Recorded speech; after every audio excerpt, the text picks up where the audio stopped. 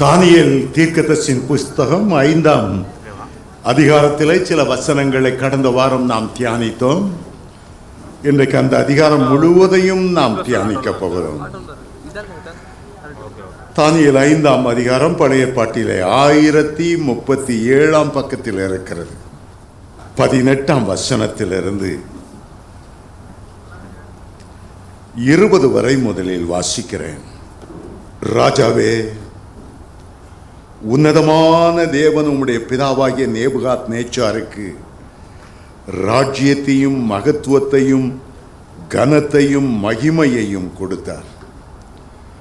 அவருக்கு கொடுக்கப்பட்ட மகத்துவத்தினாலே சகல ஜனங்களும் ஜாதிகளும் பாஷைக்காரரும் அவருக்கு முன்பாக நடுங்கி பயந்திருந்தார்கள். அவர் தமக்கு சித்தமானவனை கொன்று போடுவார், தமக்கு சித்தமானவனை உயிரோடே வைப்பார், தமக்கு சித்தமானவனை உயர்த்துவார், தமக்கு சித்தமானவனை தாழ்த்துவார். அவருடைய இருதயம் மேட்டிமையாகி அவருடைய ஆவி கர்வத்தினால் கடினப்பட்ட போது அவர் தமது சிங்காசனத்திலிருந்து தள்ளப்பட்டார். அவருடைய மகிமை அவரை விட்டு அகன்று போயிற்று. வேதம் 2 பட்டணங்கள் மையமாய் காட்டப்பட்டது. ஒரு பட்டணம் எருசலேம் என்று அழைக்கப்படுகிறது, மறுபட்டணம் பாபிலோன் என்று அழைக்கப்படுகிறது. ஒவ்வொன்றுக்கும் இடையிலே ஏறக்குறைய 400 கிலோமீட்டர் தூரம். எருசலேம் என்றால் சமாதானத்தின் நகரம் என்று அர்த்தம். பாபிலோன் என்றால் குழப்பத்தின் பட்டணம் என்ற அர்த்தம். ஆண்டவர் எருசலேமை தமக்கென்று தெரிந்து கொண்டார். பாபிலோனை சாத்தான் தன்னுடைய தலைநகராய் அவன் தெரிந்து கொண்டார். எருசலேமை முதல் முறை அரசாண்டவர் மெல்கிசேதேக்கு. வம்ச வரலாறு இல்லாதவர், தாய் தகப்பன் இல்லாதவர், ஜீவனின் துவக்கமும் முடிவும் இல்லாதவர், தேவகுமாரனுக்கு ஒப்பானவர் என்று எழுதப்பட்டிருக்கிறபடியால் அவர் பரிசுத்த ஆவியானவர் மனுஷ ரூபத்தில் அரசாண்டு வந்தார். பாபிலோனை அரசாண்டது யார்? முதலாவது அவனுடைய பெயர் நிம்ரோத். அவன்தான் புகழ்பெற்ற பாபேல் என்ற கோபுரத்தை உண்டாக்கி நாம் உலகமெங்கும் சிதறடிக்கப்பட்டு விடாதபடி ஐக்கியமாக இருக்க வேண்டும். சரித்திர ஆசிரியர்கள் சொல்லுகிறார்கள், அந்த பாபேலின் கோபுரத்தின் உச்சியிலிருந்து கர்த்தரை யுத்தத்துக்கு அழைத்து வானத்தின் மேல் ஒரு அம்பை எய்யும்போது அந்த பாபிலோன் அஸ்திபாரங்கள் அசைந்தது, நொறுங்கி விழுந்தது, பாஷைகள் தாறுமாறாயிற்று. அவனுடைய மனைவி செமிராமிஸ், அவள்தான் முதல் முறை விக்கிரகாரானை கொண்டு வந்தவள். கணவன் மரித்த பிறகு அவள் குழந்தை உண்டாகி உலகத்துக்கு சமாதானம் சொல்லுகிற விதத்தில் இறந்து போன அந்த நிம்ரோ சூரியன் வழியாக தன்னோடு இணைந்து அந்த குழந்தை பெற்றதாக தாய் குழந்தை வழிபாட்டை அவள் கொண்டு வந்தாள். விக்கிரக ஆராதனை செமிராமிஸ் என்று அழைக்கப்படுகிற நிம்ரோத்தின் மனைவியினால் பாபிலோனிலே முதல் முறை கொண்டு வரப்பட்டது. ஆபிரகாம் முதலிலே கல்தேயர் பட்டணம் என்று அழைக்கப்படுகிற அந்த பாபிலோனிலே ஊர் என்ற கிராமத்தில் வாழ்ந்தார். ஆண்டவர் அவரை தமக்கென்று தெரிந்து கொண்டு பாபிலோனை விட்டு வேறு பிரித்து தகப்பன் வீட்டிலிருந்து, தன்னுடைய தேசத்திலிருந்து, இனத்தவர் ஜனத்திலிருந்து இஸ்ரவேல் தேசத்துக்கு கொண்டு வந்தார். அன்றைக்கு இஸ்ரவேல் அந்த தேசம் போல இருக்கவில்லை. கானான் தேசம், கானானியர் குடியிருக்கிற தேசம் என்று அழைக்கப்பட்டது.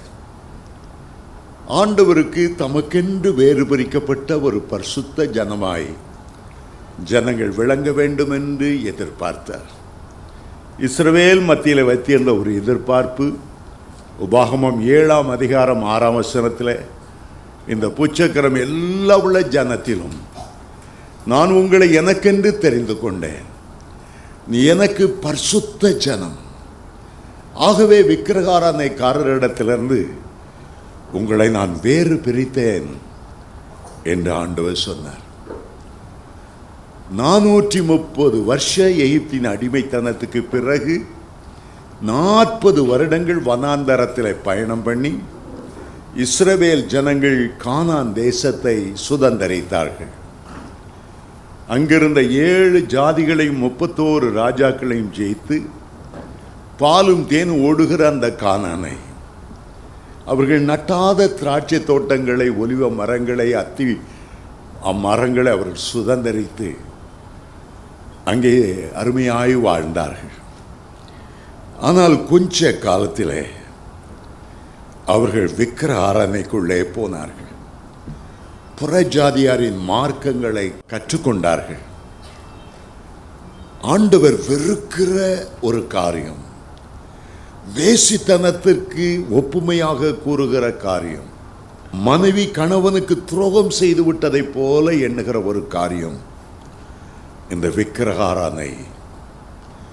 சிருஷித்த தன்னை விட்டுவிட்டு விழுந்து போன சாத்தானையும் அவனுடைய தூணையும் வான தூதர்களையும் ஆராதனை செய்வது அவரால் தாங்கிக் கொள்ள முடியவில்லை.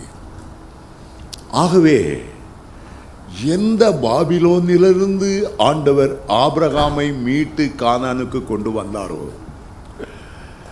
விக்கிரக நிமித்தம் இந்த கானானை விட்டு அவர்கள் பாபிலோனுக்கு கொண்டு செல்லப்பட்டார்கள். விக்கிரகம் விக்கிரகம் என்று ஓடினாய் அல்லவா? இப்போது 70 ஆண்டுகள் விக்கிரகங்கள் நிறைந்த இந்த பாபிலோனிலே சிறையிருப்பை அனுபவி. ஆபிரகாம் பாபிலோனிலிருந்து வெளியே வந்தார். ஆபிரகாமின் சந்ததியார் பாபிலோனிலே சிறைப்பட்டு போனார்கள். எங்கு பார்த்தாலும் விக்கிரகங்கள், சிறிய பெரிய விக்கிரகங்கள், நேபுகாத் நேச்சாரின் விக்கிரகங்கள், 60 முழமான பெரிய விக்கிரகம், விக்கிரக ஆவிகள், அசுத்த ஆவிகள், விக்கிரகங்களிலிருந்து வருகிற பொல்லாத வேசித்தன ஆவிகள், எங்கே பார்த்தாலும் இந்த விக்கிரக ஆராதனைகள். 70 வருடங்களாக அந்த பாபிலோன் தேசத்தின் அடிமைத்தனத்திலும் விக்கிரக ஆராதனையிலும் இஸ்ரவேலர் ஒடுங்கி போனார்கள். 137 அதிகாரம் 1 வசனம் சொல்லுகிறது, நாங்கள் பாபிலோன் ஆறுகளின் அருகே நின்று சியோனை நினைத்து அழுதோம் அழுதோம் அழுதோம். எங்கள் கிணறங்களை அலறி செடிகளிலே நாங்கள் தூக்கி வைத்தோம். அந்நிய தேசத்தில் கர்த்தருடைய பாட்டை பாடுவது எப்படி? எங்களை பாழாக்கினவர்கள் சியோனின் மங்கள கீதங்களை விரும்பி பாடும்படி சொன்னார்கள். ஐயோ எருசலேமே, நான் உன்னை மறந்தால் என் வலது கை தன் தொழிலை மறப்பதாக.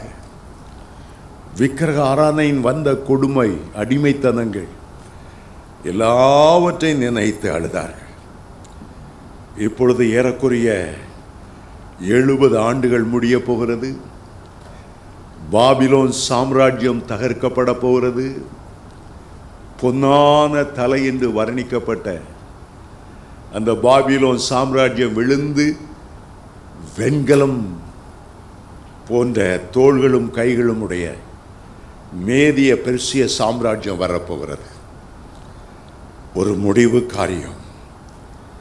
ஆண்டவர் ஒரு சம்பவத்தை நமக்கு படம் பிடித்து காட்டுகிறார்.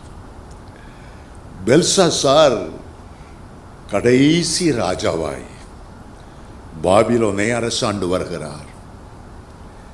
அவருக்கு தெரியாது, அவருக்கு வெளியே தரியு ராஜா, கோரேஸ் ராஜா 2 பேரும் அந்த பாபிலோனை சுற்றி எப்பொழுது உள்ளே போகலாம் என்று சுற்றி வளைந்து கொண்டிருந்தார்கள்.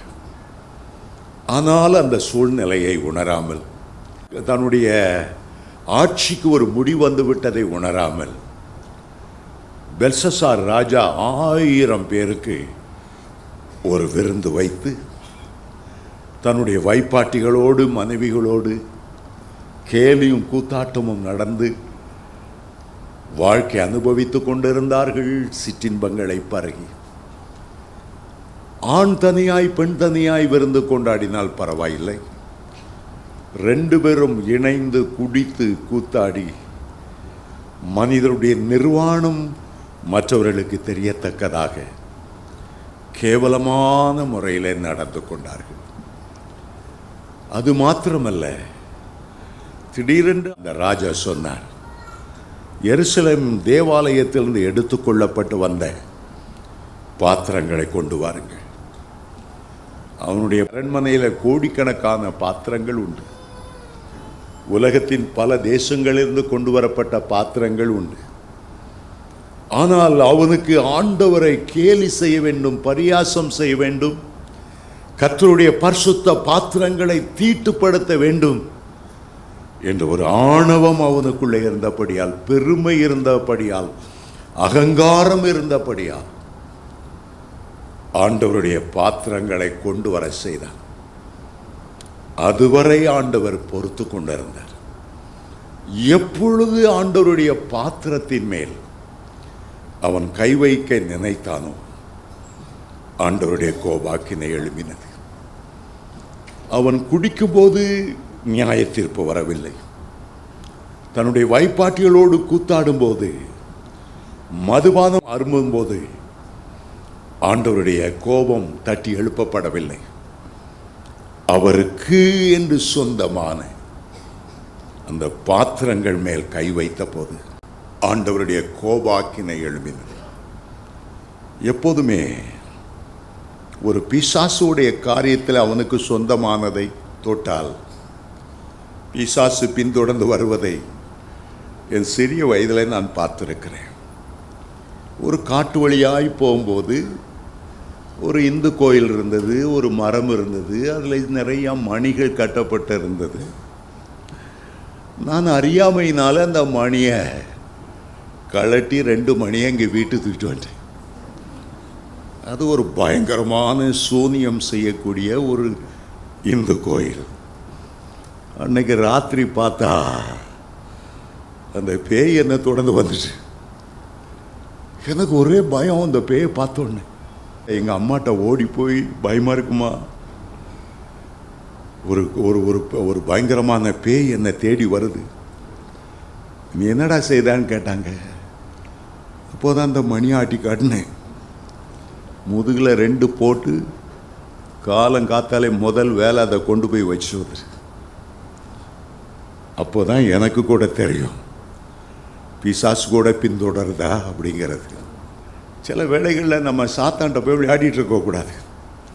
ஆண்டவர் சொன்னார்னா தைரியமாக போய் துரத்துங்க. சிலர் போய் சும்மா நான் வடபழனி இந்து கோயிலில் போய் பிசாசை துரத்துறேன்னு போகக்கூடாது.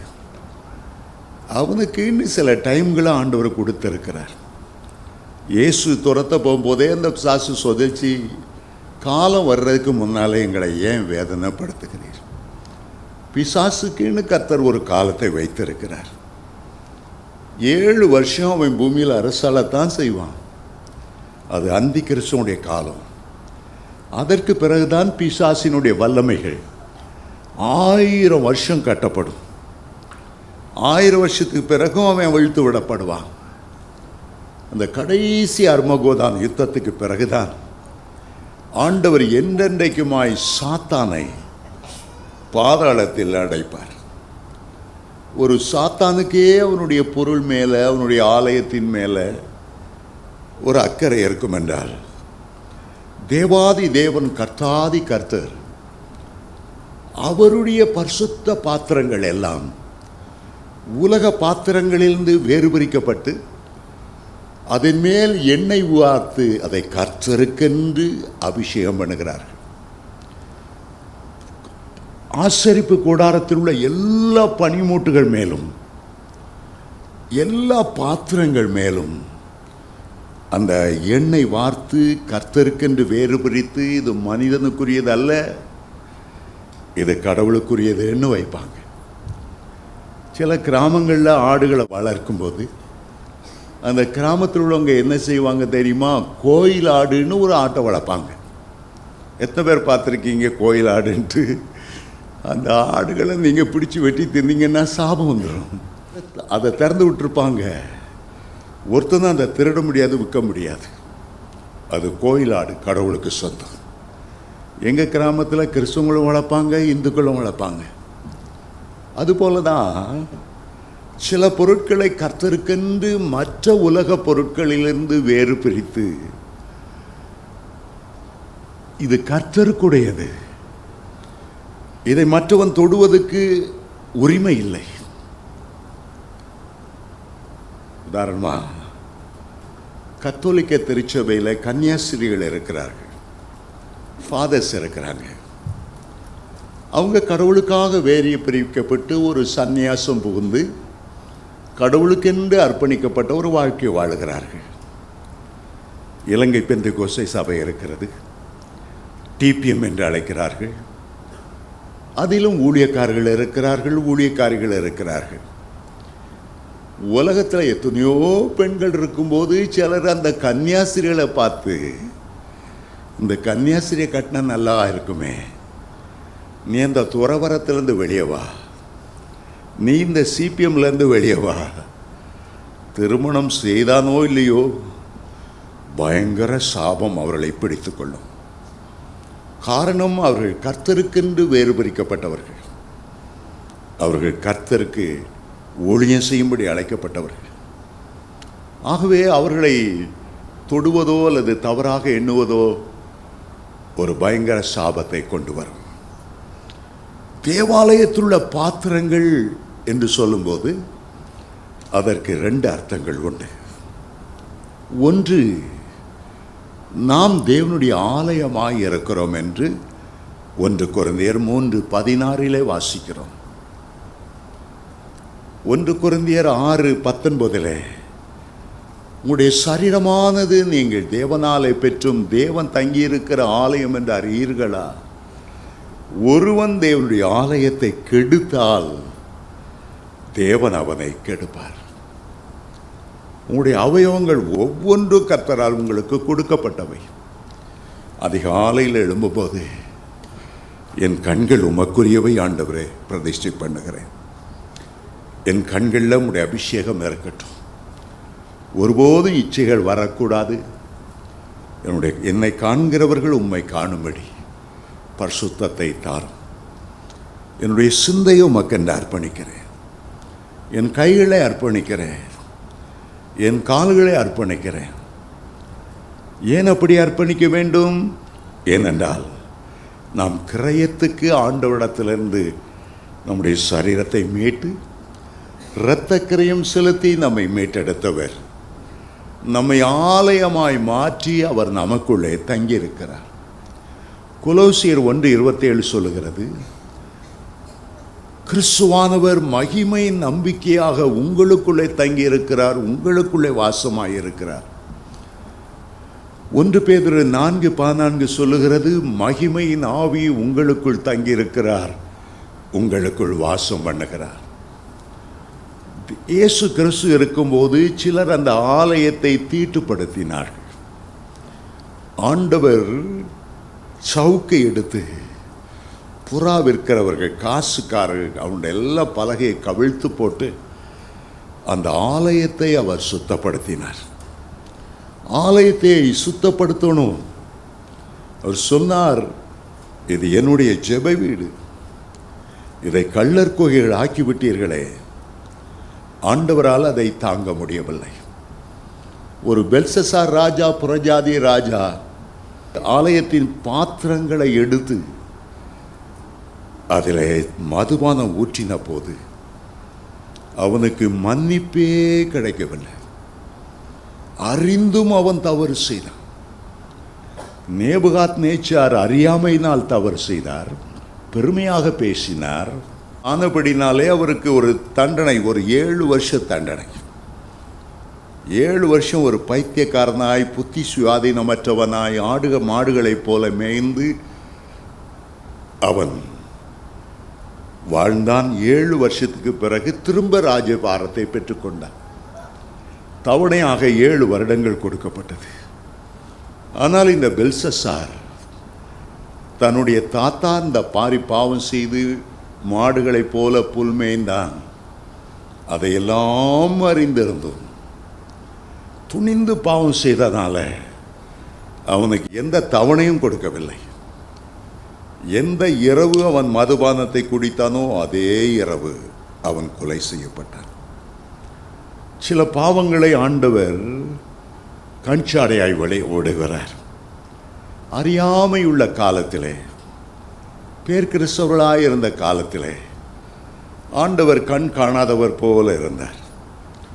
ஆனால் சத்தியத்தை அறிகிற அறிவு வந்த பிறகு ஒருவன் மனப்பூர்வமாய் பாவம் செய்வான் என்றால் அறிந்து செய்கிறனால அவன் அநேக அடி அடிக்கப்படுவான். பாத்திரம் என்று சொல்லுவதற்கு, ஆலயத்தின் பாத்திரம் என்று சொல்லுவதற்கு இரண்டாவது அர்த்தம் உண்டு. முதல் அர்த்தம் நம்முடைய சரீரத்தின் அவயவங்கள். இரண்டாவது அர்த்தம் ஆலய பாத்திரம் என்று சொல்லும்போது அது தேவனுடைய ஊழியக்காரரை குறிக்கிறது. கர்த்தர் பயன்படுத்துகிற பாத்திரங்களை குறிக்கிறது. கர்த்தர் தம்முடைய அபிஷேகத்தால் நிரப்பி தனக்கென்று வேறு பிரித்த அவருடைய ஊழியக்காரர்களை குறிக்கிறது. சில ஊழியக்காரர்கள் தங்களுடைய உலக பிரகாரமான வேலைகளை விட்டுவிட்டு, ஐஸ்வர்யத்தை விட்டுவிட்டு, தங்களுடைய பிஸ்னஸ் எல்லாம் விட்டுட்டு ஆண்டவருக்கு பின் சென்று வந்திருப்பார்கள். எத்தனையோ பாடுகளை அனுபவித்திருப்பார்கள். அவர்கள் பிரசங்கம் போது, தெரு பிரசங்கம் பண்ணும்போது பல RSS காலர் வந்து அடிச்சிருக்கலாம், காரி துப்பி இருந்திருக்கலாம். ஆனால் அவரால் தெரிந்து கொள்ளப்பட்ட ஊழியக்காரர்களுக்கு தீங்கு வரும்போது அதை ஆண்டவர் பொறுத்து கொண்டிருக்கிறவர் அல்ல. அவர்கள் தேவனுடைய பாத்திரங்கள். மற்றவர்களை அடிக்கிறது போல ஒரு ஊழியக்காரனை அடிச்சிட முடியாது. அவனுக்கு பின்னால முழு பரலோகமும் இருக்கிறது, தேவதூதர்கள் இருக்கிறார்கள், கர்த்தன் இருக்கிறார். ஒரு சாதாரண டிராஃபிக் போலீஸை கூட ஒருத்தர் அடிச்சிட முடியாது. அவனுக்கு பின்னால் போலீஸ் டிபார்ட்மெண்ட் இருக்கிறது, தமிழக அரசு இருக்கிறது, டெல்லியில் உள்ள கவர்மெண்ட் இருக்கிறது. ஒரு அரசாங்க உத்தியோகத்தனை திடீர்னு நீங்கள் காரி துப்பிட முடியாது. அதுபோல தேவன் பயன்படுத்துகிற பாத்திரங்களை ஏனோ தானோ என்று நடத்திட முடியாது. எனக்கு தெரிந்த ஒரு சகோதரன் உண்டு. அவர் ரொம்ப மூர்க்கமான கோபமுடையவர். நான் முன்பு ஆராதித்த புரசோகத்தில் உள்ள ஆலயத்திலே அவரும் அங்கத்தினராக இருந்தார். அங்கே தெருவிலே ஒரு ஊழியக்காரன் என்று தெருப்பிரசங்கம் பண்ணினார். ஒரு குஷ்டரோகி அவருக்கு முன்பாக வந்து முழங்கால் படியிட்டு, உமக்கு சுத்தமானால் என்னை சுத்தமாக்குமால் ஆகும். ஆண்டவர் மனதுருகி அவனை தொட்டதையும் குணமாக்கினதையும் அவர் பிரசங்கம் பண்ணி கொண்டிருந்தார். அதில் ஒருவர், நான் சொன்னேனே என்னுடைய நண்பர் என்று, அவர் வந்தார். யாரடா குஷ்டரோகி கேட்டார். இவர் சொன்னார், நானும் நீங்களும் பாவ குஷ்டத்தால் நிரம்பியிருக்கும். அந்த குஷ்டம் ஆத்துமாவை பற்றி பிடிக்கிறது. பாவத்தின் சம்பளம் மரணம். மகா கோபத்துடைய எட்டி ஒரே அறைந்தார். அந்த தெரு பிரசங்கியார் அப்படியே 3 சுருண்டு கீழே விழுந்தார். நீ குஷ்ரோகியாக இருக்கலாம், உங்கள் அப்பையும் குஷ்ரோகியாக இருக்கலாம், தெருவில் போகிறவன் வரவெல்லாம் குஷ்ரோகியா. தன்னுடைய சைக்கிளில் ஏறி வீட்டுக்கு திரும்பினார். அவருடைய தாயார் வீட்டுக்கு வந்ததும் அதிர்ச்சி அடைந்து, மகனே உன்னுடைய முகமெல்லாம் வெண்குஷ்டமாய் இருக்கிறது, கருங்குஷ்டமாய் இருக்கிறது, கண்ணாடியில் போய் பார்த்து என்ன செய்தாய்? அவர் கண்ணாடியில் பார்த்து அதிர்ந்து போனார். தாய் சொன்னாள், இந்த ஊழியக்காரை எங்கே இருந்தாலும் அவரை கண்டுபிடிச்சி அவருடைய பாதத்தில் விழுந்துரு, மன்னிப்பு கேள். உன்னால் எவ்வளவு அவருக்கு பணம் கொடுக்க முடியுமோ, அல்லது பழம் ஸ்வீட் வாங்க குடிக்க முடியுமோ, ஹோட்டலில் கூட்டு போய் சாப்பாடு வாங்கி கொடுக்க முடியுமோ, அந்த சாபம் உன் மேலே வராதபடி. பார்த்தால் முகம் துர்நாற்றம் வீச ஆரம்பித்து விட்டது. உடம்பு முழுவதும் கருங்குஷ்டம், புண்கள் வெடித்து கொண்டே இருக்கிறது. இந்த ஊழியக்காரரை தேடினார், கண்டுபிடிக்க முடியல. அறை வாங்கின அவமானத்தில் அந்த ஊழியக்காரர் 3-4 வாரம் தெரு பிரசங்கத்துக்கே வரல. கடைசியில் 1 மாதம் கழித்து, அதுவரை இவரால் ஆஃபீஸுக்கும் போக முடியல, வேலை செய்ய முடியல, பக்கத்தில் யாரும் வர முடியல. அவர் ஒரு இடத்துல தெரு பிரசங்கம் பண்ணுகிறதை கேள்விப்பட்டு ஓடி போய் அவருடைய பாதங்களை கட்டி அணைத்து மன்னிப்பு கேட்டார். அவர் அழுதார். கர்த்தரால் உபயோகப்படுத்துகிற பாத்திரங்களை நாம் கனமாய் எண்ண வேண்டும். விழுந்து போன ஒரு ஊழியக்காரனாக இருந்தால் கூட இன்னும் அவன் மேலே கர்த்தருடைய கிருபை இருந்து கொண்டிருக்கிறனால ஏனோ தானே என்று எடுத்தெறிந்து பேசக்கூடாது. சவுல் விழுந்து போனான், பொல்லாத ஆவி பிடித்திருந்தது. ஆனால் தாவீது அவன் மேல் கை போடவே இல்லை. பலமுறை சவுல் தாவீதை கொல்ல வருகிறான். மரணத்துக்கும் தாவீதுக்கும் இடையே ஒரு அடி தூரம்தான் இருந்தது. ஆனாலும் தாவீது ராஜா சொன்னார், கர்த்தரால் அபிஷேகம் பண்ணப்பட்ட ஒருவன் மேல் கையை நீட்டி தப்பி போகிறவன் யார்? ஒருவனும் தப்பி போக முடியாது. ஆண்டவர் தன்னுடைய பட்டயத்தை கருக்காக்குகிறவர். எங்களுடைய கிராமத்தில் ஒரு ரெவரண்ட் இருந்தார், சிஎஸ்ஐ ரெவரண்ட். அவர் மேலே நிறைய குற்றச்சாட்டு. ஆகவே அவரை மாற்ற வேண்டும் என்று அவர் பிரிந்து போகிற நேரம் வரும்போது ஒருவன் ஒரு கழுதையை அலங்கரித்து அதில் ஒரு போர்டு, இதுதான் எங்கள் ஐயர். அந்த ஐயர் வீடு சுற்றி சுற்றி அந்த கழுதையை அடித்தான். இன்னொருவர் அந்த ஐயருக்கு விரோதமாய் முட்டை அருவருப்பான காரியம் எழுதி வீடு வீடாய் விநியோகித்தான். நான் என் கண்ணார பார்த்தது, இந்த குடும்பங்கள் மேல் தேவ சாபம் விழுந்தது. அந்த ஐயர் டிரான்ஸ்ஃபர் ஆகிற அன்றைக்கு அந்த மொட்டை கடிதங்களை விநியோகித்தவன் ஒரே மூத்த மகன் கிணற்றிலே அந்த தண்ணீர் இறைக்கிறது முறிந்து தலைகளாய் விழுந்து அகோர மரணம் அடைந்தார். அப்போதான் 1 வருஷத்துக்கு முன்னால் அவர் கல்யாணம் நடந்தது. அவருடைய பிள்ளைகளெல்லாம் பைத்தியக்காரர்களாய் திரிகிறதை பார்த்தேன். ஒரு நாளே நம்முடைய நம்ம 50 ரயில்வே ஸ்டேஷன் முன்னால் அவருடைய ஒரு மகன் பைத்தியக்காரனை போல நின்று கொண்டிருக்கான். அவருடைய தகப்பனார் கோடீஸ்வரர், பெரிய பிஸ்னஸ்மேன். ஆண்டவரிடத்தில் மோதினபடியால் அந்த குடும்பமே சீரழிந்து, ஒருவேளை சாப்பாட்டுக்காவது காசு கொடுங்கன்னு அவன் கேட்டது எனக்கு தாங்க முடியலை. ஓஹோ ஓஹோ என்று வாழ்ந்தவர்கள் கர்த்தருடைய பாத்திரங்கள் மேல், கர்த்தருடைய ஊழியக்கார் மேல் விரல் நீட்டி தப்பிப்போக யாராலும் முடியாது. ரோமர் 8ஆம் அதிகாரத்தை வாசிக்கும் போது 34ஆம் வசனத்திலிருந்து வாசித்தால், தேவன் தெரிந்து கொண்டவர்கள் மேல் குற்றம் சாட்டுகிறவன் யார்? கர்த்தரே அவர்களை நீதியாய் மாற்றுகிறவர். அருமையான தேவனுடைய பிள்ளைகளே, முதலாவது பாத்திரம் என்று சொல்லப்படும் போது உங்களுடைய சரீரத்தின் அவயவங்கள், அதை கர்த்தருக்கென்று ஒப்புக்கொடுங்கள். உங்களுக்குள்ளே கர்த்தருடைய ஆவியானவர் வாசம் பண்ணுகிறார். உங்களுடைய அவயவங்கள் தீட்டுப்பட்டு போகக்கூடாது. இச்சைகளிலே தீட்டுப்பட்டு போய்விடக்கூடாது. மற்றவர்களை அடிக்கிறதினாலே உங்களுடைய கை தீட்டுப்பட்டு போய்விடக்கூடாது. நீங்கள் கர்த்தர் பயன்படுத்துகிற பாத்திரமாக இருக்கணும். உங்கள் கைகளில் கர்த்தருடைய வல்லமையை, சோமளிக்கிற கிருபையை மற்றவர்களுக்கு வெளிப்படுத்த வேண்டுமே தவிர, உங்களுடைய கைகள் அவசரப்பட்டு மற்றவர்களுக்கு நேராய் நீண்டு விடக்கூடாது.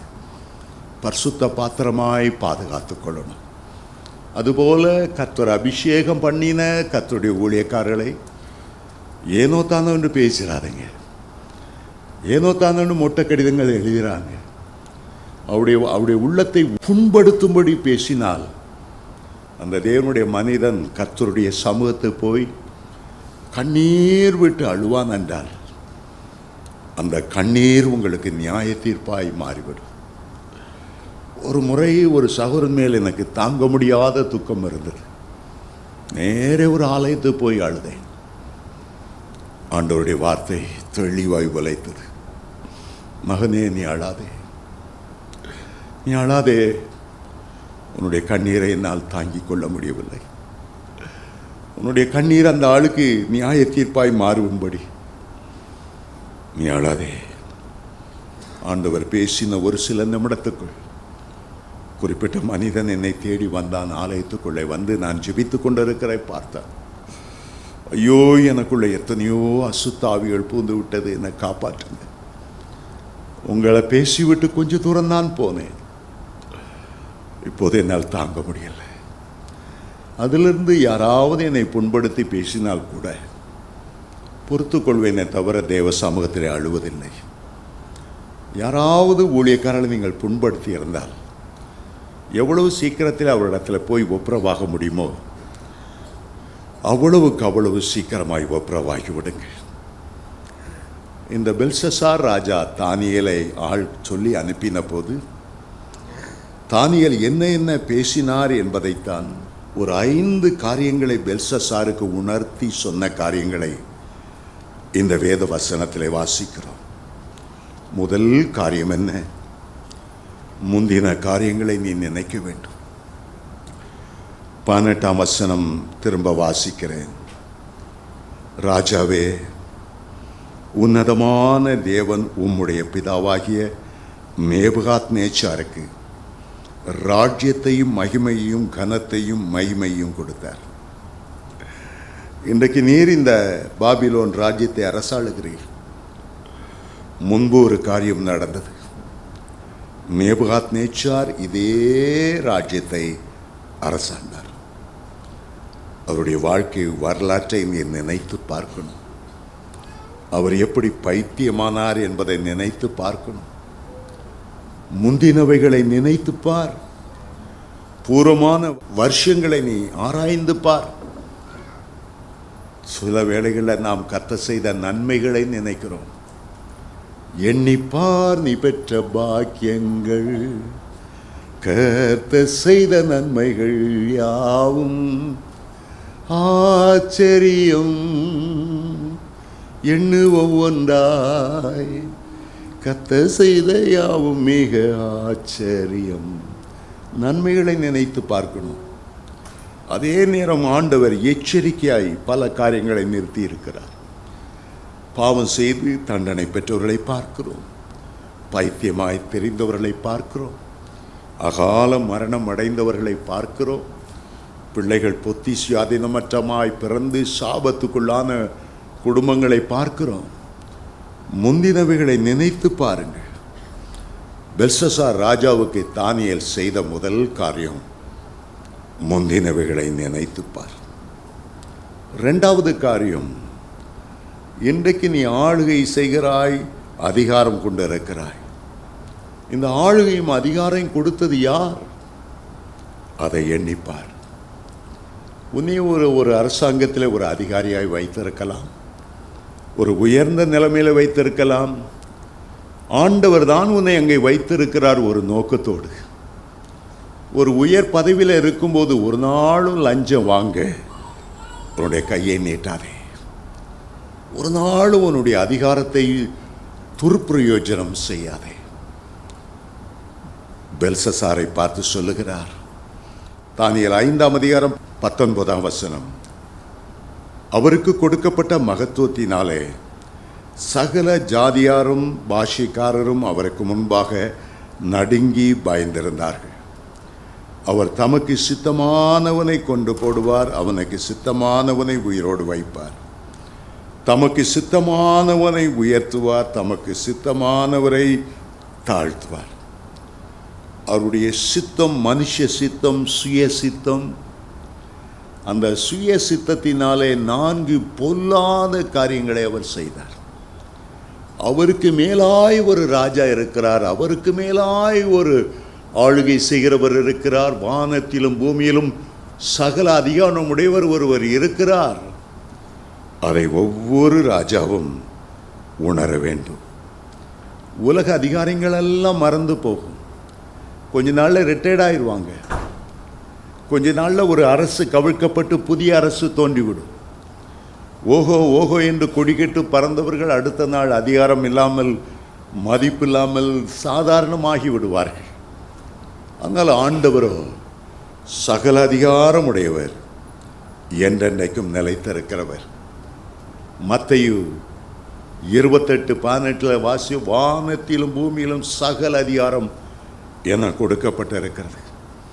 ஆண்டவர் ராஜாக்களை தள்ளி ராஜாக்களை அபிஷேகம் பண்ணுகிறவர். இதை நீ உணர வேண்டும். தானியேல் பெல்ஷஸ்ஸாருக்கு உணர்த்தின 2வது காரியம் இதுதான். தேவனுடைய ஆளுகையை நீ அறிய வேண்டும். 3வதாக தானியேல் 5:20 அவருடைய இருதயம் மேட்டிமையாகி அவருடைய ஆவி கர்வத்தினால் கடினப்பட்ட போது அவர் தமது சிங்காசனத்திலிருந்து தள்ளப்பட்டார். அவருடைய மகிமை அவரை விட்டு அகன்று போயிற்று. நேபுகாத்நேச்சாரிடத்தில் ஆண்டவர் கண்ட ஒரு காரியம் அவருடைய அளவுக்கு மீறின பெருமை, அளவுக்கு மீறின அகந்தை, அவனுடைய ஆணவம். இந்த பெருமை ஆண்டவர் வெறுக்கிற ஒரு காரியம். இந்த பெருமையினால் தான் லூசிஃபர் மேலே ஒரு தேவதூதனாய் இருந்து அபிஷேகம் பண்ணப்பட்டு அக்கினி மயமான கற்களின் நடுவில் உலாவினவர் பிசாசாக மாறி பாதாளத்துக்குள்ளே விழுந்தார். பெருமையை போல ஒரு மனிதனை வீழ்ச்சிக்குள்ளாக்குறது வேறு ஒன்றுமே இல்லை. ஆனால் 1 பேதுரு 5:5 சொல்கிறது, பெருமையுள்ளவர்களுக்கு ஆண்டவர் எதிர்த்து நிற்கிறார், தாழ்மையுள்ளவர்களுக்கோ கிருபை அளிக்கிறார். தாழ்மையுள்ளவர்களுக்கோ ஆண்டவர் கிருபை அளிக்கிறார். அருமையான தேவனுடைய பிள்ளைகளே, எப்போதும் கர்த்தருக்கு முன்பாக உங்களை தாழ்த்த தாழ்த்த கர்த்தர் இன்னும் மென்மேலாக உங்களை உயர்த்தி கொண்டே இருப்பார், ஆசீர்வதித்து கொண்டே இருப்பார். ஆகவே தாழ்மையுள்ளவர்களுக்கு அளிக்கிற அந்த கிருபையை தேவ பிள்ளைகள் எப்போது பெற்றுக்கொள்ளணும். பெருமையினால்தான் ஏரோது ராஜா தேவனுக்கு மகிமை செலுத்தாமல் சுயமகிமை தேடினபடியால் தேவதூதன் அவனை அடித்தான். அவன் புழுத்து இறந்தான். எத்தனை பரிதாபமான காரியம். உடைய வாழ்க்கையில் ஜாதி பெருமையோ படிப்பு பெருமையோ பிள்ளைகளை பற்றிய பெருமைக்கோ இடம் கொடுக்காதிருங்க. எப்போதும் தாழ்த்தி, இது என் ஆண்டவருடைய கிருபை, இதற்கு நான் பாத்திரம் அல்ல, என் மேன்மைக்கும் என் உயர்வுக்கும் என் ஆசீர்வாதத்துக்கும் எங்கள் அப்பா தான் காரணம். அவர் போட்ட பிச்சை தான் இம்மட்டும் என்னை நிலைநிறுத்தி இருக்கிறது. நான் அதற்கு நன்றியுள்ளவனாய் இருக்கிறேன் என்று நீங்கள் சொல்லும்போது இன்னும் உயர்த்தி கொண்டே இருப்பார். ஆலயத்துக்கு ஜெபம் பண்ண 2 பேர் வந்தார்கள். ஒருவன் தன்னுடைய நற்கிரிகள் எல்லாம் சொல்லிக்கொண்டே வந்தான். கடைசியில் சொன்னா, இந்த தூரத்தில் ஒருத்தன் நிற்கிறானே, இந்த ஆயக்காரனை போல நான் இல்லாதனால ரொம்ப சோத்தரிக்கிறேன். நான் அப்படி தசமா பாங்கு கொடுக்குறேன், வாரத்தில் 2 நாள் உபவாசம் பண்ணுகிறேன் எல்லாம் சொன்னான். நான் ஆயக்காரனை ஒரு மட்டம் தட்டி, நான் அவனை போல இல்லாதனால ரொம்ப சோத்தரிக்கிறேன். ஆண்டவர் அந்த ஜெபத்தை அருவருத்தார், கேட்கவே இல்லை. ஆனால் இந்த ஆயக்காரன் தன்னுடைய கண்களை கூட வானத்துக்கு ஏறெடுக்க துணியாமல் தன்னுடைய மார்பில் அடித்து கொண்டு, பாவியாகி என் மேல் கிருபையாயிரும், அவனைத்தான் ஆண்டவர் ஆசீர்வதித்து அவன் நீதிமானாக்கப்பட்டவனாய் திரும்பினான். சரி, 4வதாக ராஜாவுக்கு தானியேல் உணர்த்தின அந்த காரியம், பெருமையினுடைய விளைவுகள் எவ்வளவு கொடுமையானது. 21 வாசிக்கிறோம். அவர் மனுஷனின்றும் தள்ளப்பட்டார். நேபுகாத்நேச்சார் அவருடைய இருதயம் மிருகங்களுடைய இருதயம் போல ஆயிற்று. காட்டு கழுதைகளோடு சஞ்சரித்தார்.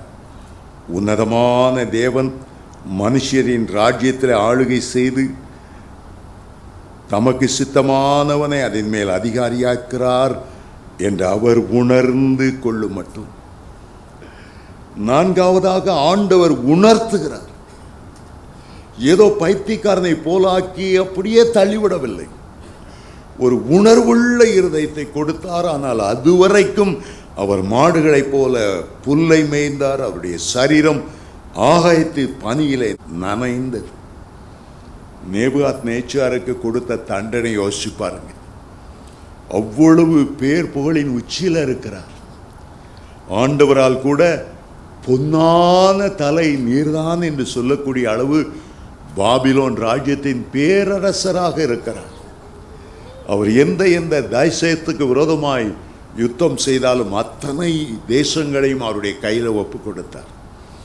அப்படிப்பட்ட ஒரு உயர்ந்த நிலைமையிலிருந்து தாழ்த்துகிறார் ஆண்டவர். பைத்தியக்காரனாய், புத்தி சுயாதீனம் இல்லாதவனாய், ஒரு மிருகத்தின் இருதயத்தை பெற்றவனாய், மாடுகளைப் போல புல் மேய்ந்தாராம். இன்னொரு இடத்துல காட்டு கழுதைகளைப் போல, கழுதையை போல உட்கார்ந்திருந்தாராம். அவருடைய நகங்கள் எல்லாம் பட்சியினுடைய நகம் போல மாறிட்டு, இரவிலே பெய்யும் பனி அவ்வளவு அவருடைய தலையில விழுந்தது. அந்த 7 ஆண்டுகள் எப்படி வாழ்ந்திருப்பார்? முடியெல்லாம் சடை விழுந்து போய் ஒரு நாளும் ஷேவ் பண்ண முடியாமல் அரண்மனையில் இருக்க விடல.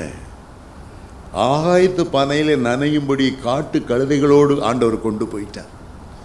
துர்நாற்றம் வீசி வஸ்திரம் உடுத்தியிருந்தாரோ இல்லையோ தெரியவில்லை.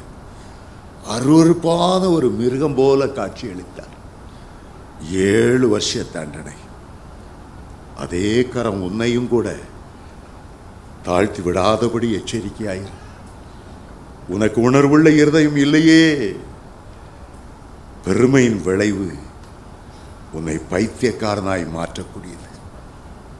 5ஆவதாக தானியேல் இன்னொரு காரியத்தை உணர்த்தினார். இதையெல்லாம் அறிந்து நீர் ஏன் மதியினமாய் நடந்தீர்? மதியினம் என்று குறிப்பிடுகிறார். தானியேல் 5:22 வாசியா, அவருடைய குமாரனாகிய பெல்சசார் என்னும் நீரோ வென்றார். இதையெல்லாம் நீர் அறிந்திருந்தும் உமது இருதயத்தை தாழ்த்தாமல் பரலோக ஆண்டவருக்கு விரோதமாய் உம்மை உயர்த்தினீர். அவருடைய ஆலயத்தின் பாத்திரங்களை உமக்கு முன்பாய் கொண்டு வந்தார்கள். நீரும் உடைய பிரபுக்களும் உடைய மனைவிகளும் உடைய வைப்பாட்டிகளும் அவைகளில் திராட்சரசம் குடித்தீர். இதுவுமன்றி தம்முடைய கையில் உமது சுவாசத்தை வைத்திருக்கிறவரும் உமது வழிகளுக்கெல்லாம் அதிகாரியுமாயிருக்கிற தேவனை நீர் மகிமைப்படுத்தாமலும் காணாமலும் கேளாமலும் உணராமலும் இருக்கிற வெள்ளியையும் பொன்னையும் வெண்கலத்தையும் இரும்பும் மரணும் கல்லுமாகிய தேவர்களை புகழ்ந்தீர். இப்பொழுது நீர் ஆண்டவருக்கு விரோதியாய் மாறிவிட்டீர். ஆண்டவருடைய பாத்திரங்களை தீட்டுப்படுத்தாததினால் அவருடைய கோபாக்கினைக்கு ஆளாகிவிட்டீர். ஆகவேதான் அந்த கையிருப்பு சுவரிலே தோன்றி எழுதினது. அதை பார்த்த உடனே ஒரு நன்மையான எழுத்து அல்ல, தனக்கு விரோதமான எழுத்து என்பதை அறிந்த போது பெல்சசாரின் இருதயம் நடுங்கினது. நாடி நரம்புகள் கட்டுவிட்டன.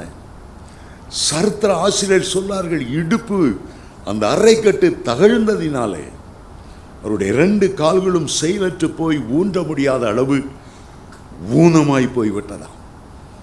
அவருடைய இடைக்கட்டை ஆண்டவர் அவிழ்த்தார். மதியனமாய் நடந்தீர். ஆண்டவருக்கு விரோதமாய் பேச பயமில்லாமல் போனது என்ன? மிரியாம் ஆண்டவருடைய பாத்திரமாகிய மோசேக்கு விரோதமாய் பேசின போது மோசேனுடைய சகோதரி என்று பார்க்கவில்லை. உன்னுடைய தம்பியாய் இருந்தாலும் என்னுடைய பாத்திரம், என்னுடைய ஊழியக்காரன். மிரியாமை பார்த்த ஆண்டவர் கேட்டார், என் தாசனாகிய மோசேக்கு விரோதமாய் பேச உனக்கு பயமில்லாமல் போனது என்ன? உடனே மிரியாம் சரீரம் முழுவதும் குஷ்டரோகம் பற்றி பிடித்தது. இங்கே பெல்சசார் பார்த்து நெஞ்சிலே குத்துகிறதை போல தானியேல் தெளிவாய் சொல்லுகிறார், ராஜா என்று பயப்படவில்லை. அவன் கோபப்பட்டால் தன்னுடைய தலை போய்விடும், அதை பற்றி அக்கறை இல்லை. நான் ராஜாதி ராஜாவுடைய ஊழியக்காரன், நான் சொல்ல வேண்டியதை சொல்லித்தான் தீருவேன். தாவீது பாவம் செய்த போது ஒரு நாத்தான் தீர்க்கதரிசி வந்து நெஞ்சிலே உரைத்து சொன்னான், நீ அந்த மனுஷன் கொலைக்கு பாத்திரவானாக இருக்கிறாய். இன்னொருடைய மனைவியை எடுத்து அவருடைய புருஷனை கொன்று உனக்கென்று இப்படி வைத்து கொண்டாயே. இஸ்ரவேலை இப்படிப்பட்ட பாவமா? நியாயப்பிரமாணத்தின் எத்தனை கட்டளைகளை மீறினீர்? நீர் மரணத்துக்கு பாத்திரவான். நேரடியாய் உணர்த்தினார். ஏரோது ராஜா தன்னுடைய சொந்த சகோதரனாகிய பிலிப்பினுடைய மனைவியை வைத்திருந்த போது யோவாசானன் பூசி மெழுகி ராஜாவை வாழ்க அப்படி இப்படி சொல்லிட்டு இருக்குல்ல, நேர நீர் செய்வது கொடிய பாவம் உணர்த்தினார். கர்த்தருடைய ஊழியக்காரர்களை ஆண்டவர் ராஜாக்களுக்கு மேலாக அபிஷேகம் பண்ணி வைத்திருக்கிறார். அவர்கள் சத்தியத்தை சத்தியமாக பிரசங்கம் பண்ண வேண்டியவர்கள். ராஜா என்று பயப்பட வேண்டியதில்லை. தானியேல் அதையெல்லாம் சொல்லுகிறார். உங்க தாத்தாவுக்கு நேரிட்டது உமக்கு தெரியும், இதையெல்லாம் நீர் அறிந்தும் மதிகேடாய் நடந்தீர். ஆண்டவருடைய ஆலயத்தின் பாத்திரங்களில் பானம் பண்ணினீர், கல்லும் மண்ணுமாகிய விக்கிரங்களை புகழ்ந்தீர். ஆண்டவருடைய நியாய தீர்ப்பை அவர் சொல்ல ஆரம்பித்தார். அன்றைய எழுத்துக்களை வாசித்தார். இந்த அதிகாரத்தில் ஒன்றை நாம் வாசிக்கிறோம். ஆண்டவர் அன்புள்ளவர் தான், மனதுருக்கம் உள்ளவர் தான், ஜெபத்தை கேட்கிறவர் தான். எல்லாவற்றுக்கும் அவருக்கு ஒரு எல்லை உண்டு. பல வேளைகளில் நம்ம பாராட்டின கிருபையை நம்மால் போற்றி புகழ்ந்து முடியாத அவ்வளவு கிருபை பாராட்டினார்.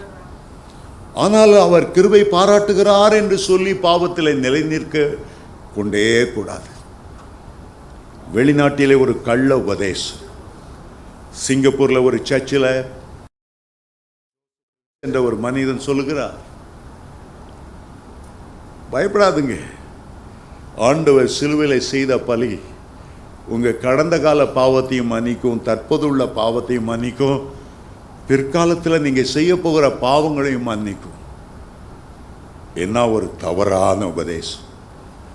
சென்னையில் அநேக பாஸ்டர்கள் அந்த உபதேசத்தை பிடிச்சு வச்சிட்டு இருக்கிறாங்க. சிலுவை பலி இனி செய்கிற பாவத்தை ஆண்டவர் மன்னிப்பார். ஆண்டவரை கட்டாயப்படுத்தி உங்களை மன்னிக்கத்தான் செய்யணும்னு அவரை வற்புறுத்த முடியாது.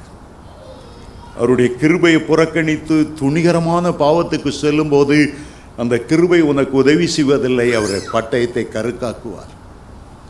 என்றைக்கு சாத்தான் ஒரு நியாய தீர்ப்பை பெற்றி பாதாளத்தில் விழுந்தான், கிருபை கிடைக்கவில்லை.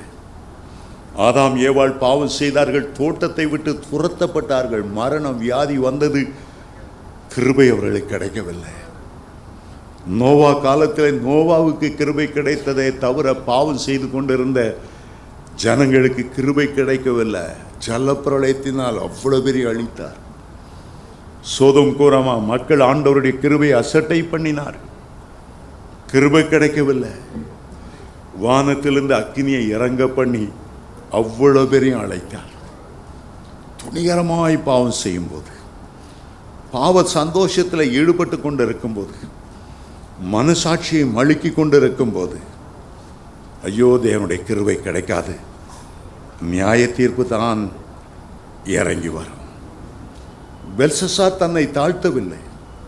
அந்த கடைசி நேரத்தில் கூட தானியேல் காலில் விழுந்து, ஐயா எனக்கா விண்ணப்பங்கன்னு நான் ஒரு பாவி உணர்றேன், எனக்கு கிருபை பாராட்டம் கேட்கல.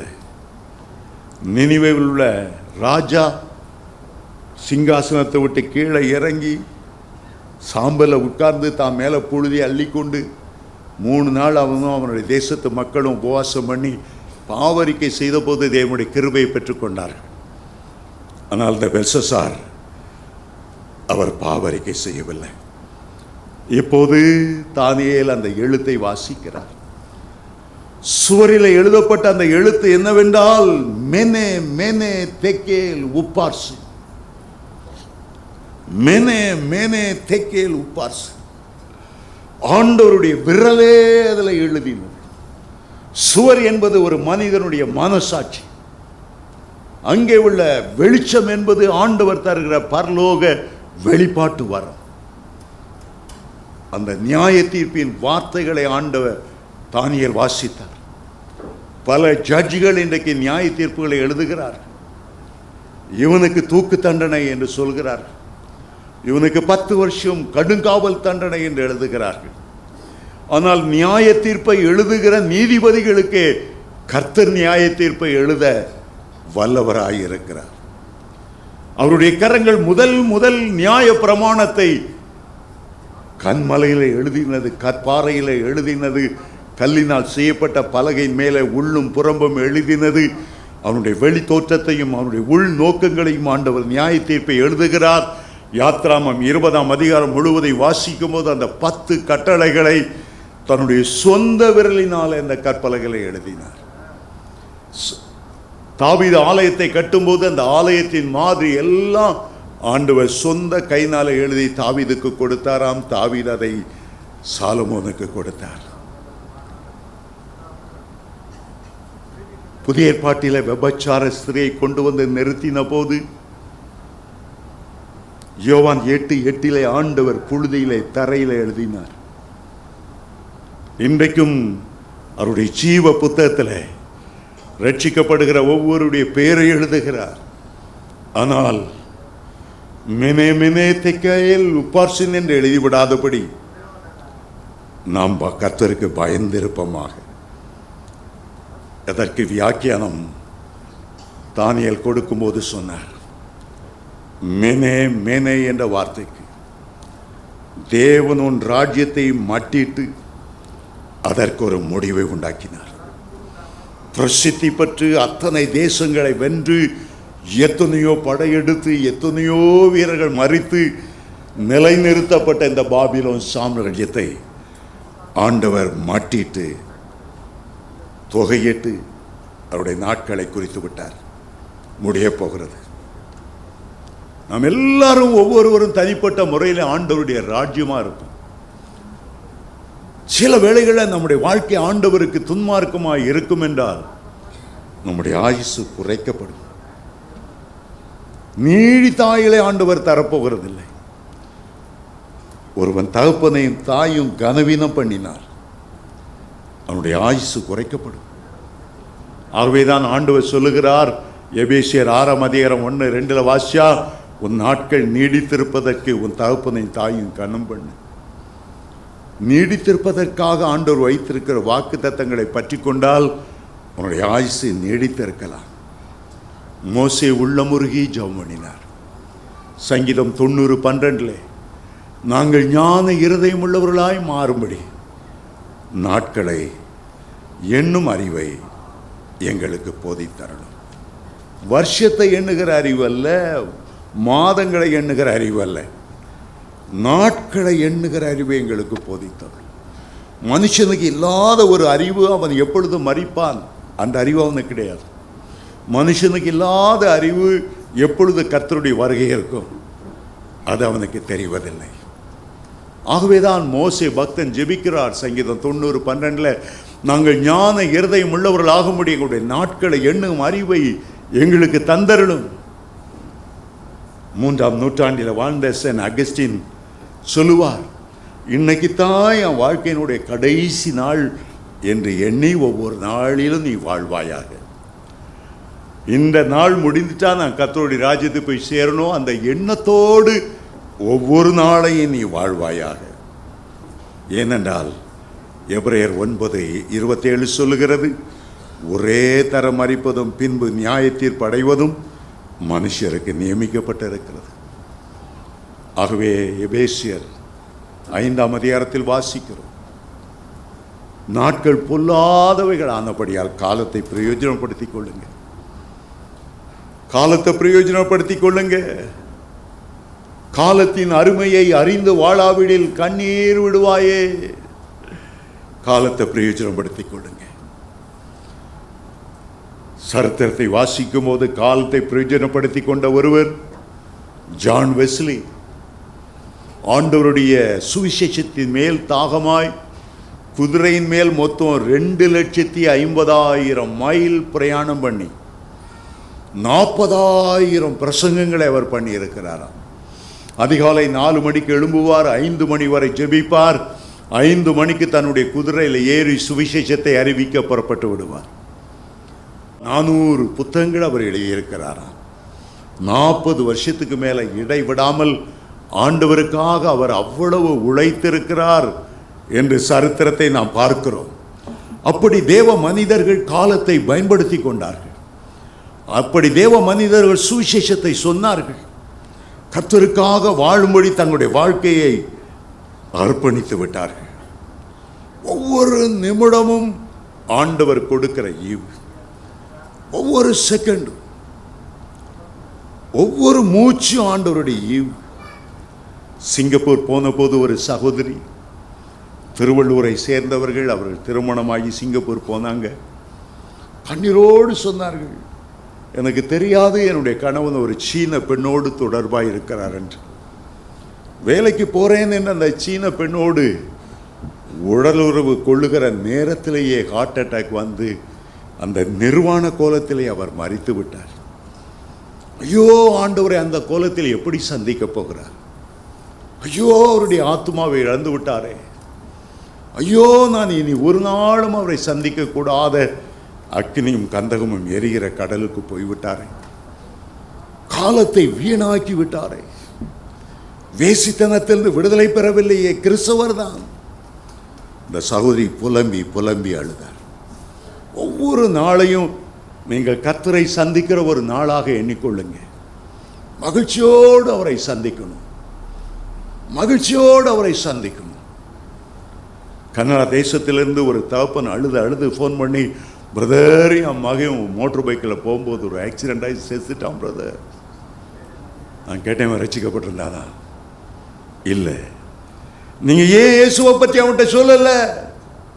ஏன் ரட்சிக்கிறவர் அவர் ஒருவர் தான் என்று சொல்லல? பிள்ளைக்கு பாசம் கொடுத்தீர்கள், மோட்டார் பைக்கை வாங்கி கொடுத்தீர்கள், மனம் போல வாழ விட்டு விட்டீர்கள். இப்போது அவன் பாதாளத்துக்குள்ளே இறங்கி இருப்பானே. இனிமேல் உள்ள பிள்ளைகளுக்காவது கர்த்தரை பற்றி சொல்லுங்க, ரட்சிப்பை பற்றி சொல்லுங்க. மேனே மேனே, உன் வாழ்க்கைக்கு ஒரு முடிவுண்டாக்கினார், உன் ராஜ்யத்துக்கு ஒரு முடிவுண்டாக்கினார், பல காலமாய் இருந்த பாபிலோன் அரசுக்கு ஒரு முடிவுண்டாக்கினார். அடுத்த வார்த்தை தெக்கேல். மேனே மேனே தெக்கேல். தெக்கேல் என்றால் நீ தராசிலே நெருக்கப்பட்டு குறைவுள்ளவனாய் காணப்படுகிறாய். பரலோகத்திலே தேவாதி தேவனுடைய கையில ஒரு பெரிய தராசு இருக்கிறது. உங்களுக்குள்ளே மனசாட்சி என்கிற ஒரு தராசு இருக்கிறது. உலகத்திலே சட்ட லாக்காவிலே கண்ணை மூடிக்கொண்டிருக்கிற ஒரு சட்ட தேவதை ஒரு தராசை பிடித்து கொண்டிருப்பதை உலகம் வைத்திருக்கிறது. நீ தராசில நெருக்கப்படுகிறாய். ஒரு பக்கத்தில் ஆண்டவர் உன்னை வைக்கிறார், உன் செயல்களை வைக்கிறார், உன்னுடைய சிந்தனைகளை வைக்கிறார். மறுபக்கத்தில் தேவனுடைய வசனத்தை வைக்கிறார், வேதத்தை வைக்கிறார். நீ வேதத்தின்படி வாழ்ந்திருக்கிறாயா? 1 சாமுவேல் 2:3 சொல்லுகிறது, உன்னுடைய நினைவுகளை, உன் யோசனைகளை கூட கர்த்தர் நிறுத்து பார்க்கிறார். 1 சாமுவேல் 16:7 சொல்லுகிறது, மனுஷன் முகத்தை பார்ப்பான், ஆண்டவர் இருதயத்தை பார்க்கிறார். சிலர் வெளியில மற்றவங்க மத்தியில தேவதூதனை போல இருப்பாங்க, வீட்டுக்கு வந்தா பொல்லாத பிசாசுமா இருப்பாங்க.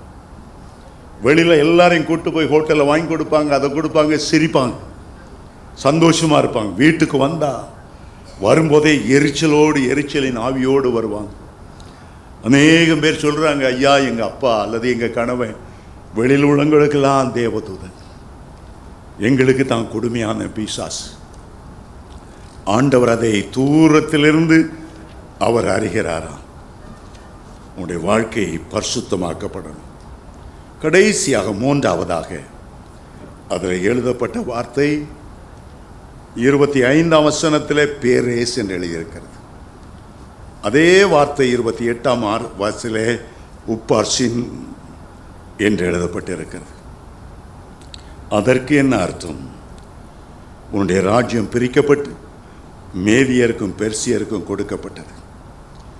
ஒரு நேரம் வரும்போது ஆண்டவர் வேறு பிரிக்கிறார், பழையவற்றை ஒழிய செய்து ஒரு புதிய காரியத்தை செய்கிறார்.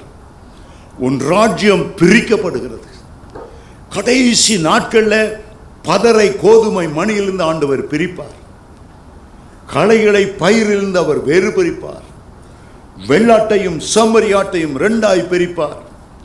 பரிசுத்தமாய் ஜீவித்தவர்களையும் அசுத்தமாய் ஜீவித்தவர்களையும் ஆண்டவர் 2ஆய் பிரிப்பார்.